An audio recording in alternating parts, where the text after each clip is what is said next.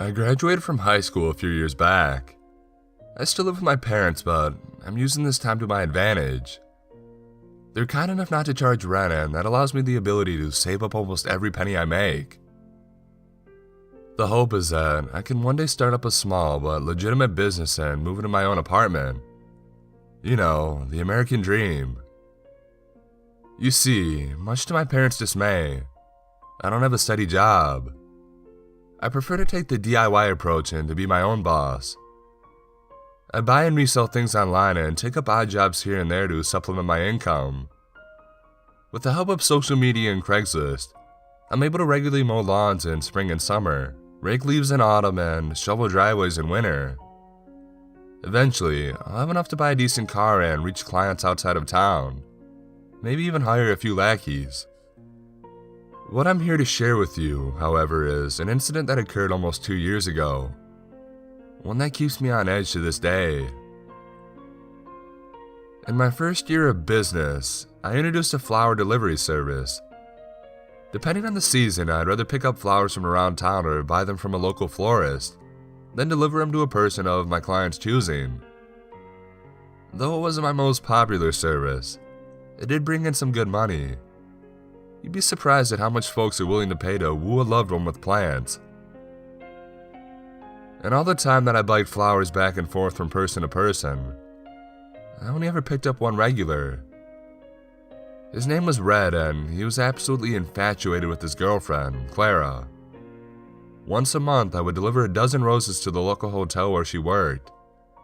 No matter how many times I went over there with the same bouquet, she always acted surprised and delighted to no end. They really did have something special, and I was happy to be a part of their lives, at least in some small way. But then February rolled around. Albeit my least popular odd job, I do gain a little traction during the Valentine season. Along with the additional customer, Red goes out of his way and has me deliver 3 bouquets a week leading up to the holiday. Between these deliveries and keeping up with my usual services, February beats the hell out of me.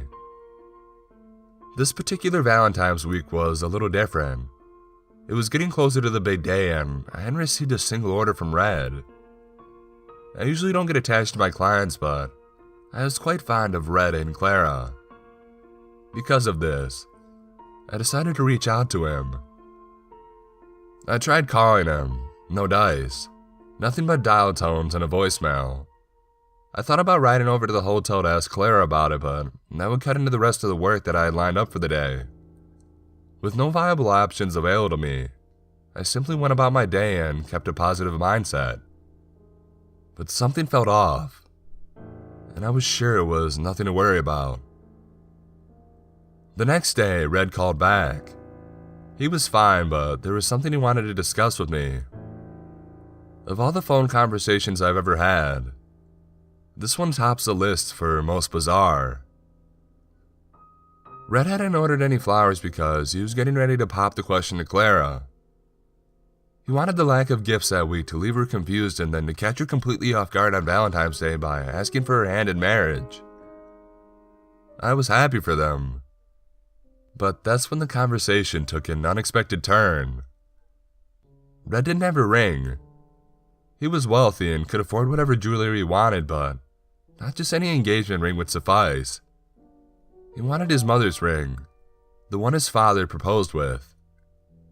It was the only ring he felt was fitting, the only one worthy enough to be wrapped around her finger. There was just one problem. His mother was buried with it. And then came the weird part. Red offered me $10,000 in cash to dig up his mother's grave and retrieve the ring from her dead finger. He said that he would do it himself, but he didn't have the nerve. He couldn't bring himself to defile her gravesite like that. He wasn't exactly comfortable with me doing it either, but he truly felt this was the only way he could propose to his one true love. I pleaded with the guy, I really did. I told him to go to Jared's. I mean, women love rings from Jared's, seriously. But alas, he wouldn't budge on the matter. And whether it was the allure of money that I could use to expand my business or the desire to help out a desperate friend in need, I grudgingly accepted the job. I know you think I'm crazy for doing it, and yes, I most certainly was. But I know now. Hell, I knew it then too, but have you ever looked back on something you did in your past and wondered, what the hell was I thinking? Well, this is one of those moments for me. And try as one might, you can't go back and change the stupid shit you've done. This is something I'll just have to live with. Under the light of a full moon, I biked over to the cemetery. As conspicuous as the shovel protruding from my backpack looked, I managed to make it the whole way there without any trouble. After passing the black entrance gates, I laid my bike down and I set out on foot. The graveyard was consumed by a late winter chill and an uneasy silence. My footsteps cut through the crisp night air, creating echoes that danced from headstone to headstone. I turned back from time to time and I told myself it was to check for passing cars, but really, I was afraid of ghosts lurking in the shadows. I never really believed in them, but being surrounded by hundreds of buried corpses in the middle of the night can do a number on your psyche. Growing more nervous with each passing moment, I trotted to the back of the cemetery in haste. My hurried pace was soon impeded by a fresh pile of white marble, upon which was etched in the name, Abigail Grovewood, in a stunningly elegant font. This was it. This was Red's mother, right where he said she'd be. It was time to get down to business. In the hopes of saving at least a little bit of face, I will say that in this moment, what I was doing did feel deeply wrong on a moral level. I was about to vandalize and rob the grave of a deceased stranger. She still didn't deserve this, and I very well knew it. How would I live with myself knowing that I disturbed your peaceful slumber? And that question had a simple answer. With $10,000 in my pocket, that's how. I had come too far to turn back, and I foolishly felt that this was the best way to further my financial endeavors. May God have mercy on my soul. The whole process only took about 6.5 hours, a little less time than I expected. I suppose shoveling driveways every year prepared me for this pivotal, yet strange moment in my life. After all was said and done, I looked at the coffin below and I panted profusely. Despite being utterly exhausted, I had no time to waste. Daylight was on its way and I had to get the hell out of Dodge before it shrouded the land of the dead. With how narrow the hole was, there was no way I could open up the coffin by conventional means. Adding insult to injury for poor Abigail, I had to use my shovel to break through the confines of her deathbed. Eventually, I desecrated the entire cover, allowing me ample room to retrieve the ring, no matter which hand it was on. Victory was within reach. Before taking my prize, I looked at the woman I was about to steal from. The sight of her corpse was a grotesque one. She'd only been buried for about a year, so her flesh had not fully decayed yet. It sat on her skin like batter on an uncooked drumstick.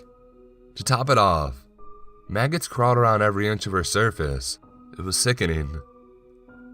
Just as I was about to reach past the flesh-eating bugs and grab Abigail's hand, something crazy happened. It was dark, that's for sure, but I swear I saw her begin to sit up in her grave. The movement was subtle, but it was enough for me to take notice. I was startled, but it only took a few seconds for the gravity of the situation to sink in, and when it did, I became so spooked that I hightailed it out of there without a second thought. And that's the gist of my late night adventure. Pretty lame, right? I went through all that grief just to chicken out at the last minute. Pathetic. I know, but you weren't there to experience it. As I climbed out of the hole, I thought I felt something brush against my ankle. Perhaps Abigail's brittle hands attempting to pull me to my death. As I ran to my bike, I pictured her crawling up from her earthly tomb and chasing me down the road until I was inevitably captured. This was the single most frightening night of my life. I was scared shitless and I didn't give a flying fuck about Red or the $10,000. Just wanted to get the hell out of there. Of course, upon arriving home, logic had set in, and I realized the error of my ways. It was entirely possible that Abigail was as still as a stone and I only thought I saw her move. What I felt against my ankle was more than likely maggots crawling up my pant leg. I had let the eerie atmosphere of the cemetery get the better of me, and now I was out of 10 grand and a good friend. Just my luck. I almost went back, but the sun was beginning to rise. I couldn't risk being spotted and going to jail, though that was likely an outcome regardless. Instead, I wallowed in self-pity and I ignored Red's calls for a couple of days. Soon enough, my failed grave robbery was all over the news. But here's the thing. When the police discovered my handiwork, something was profoundly amiss. Abigail's casket was empty.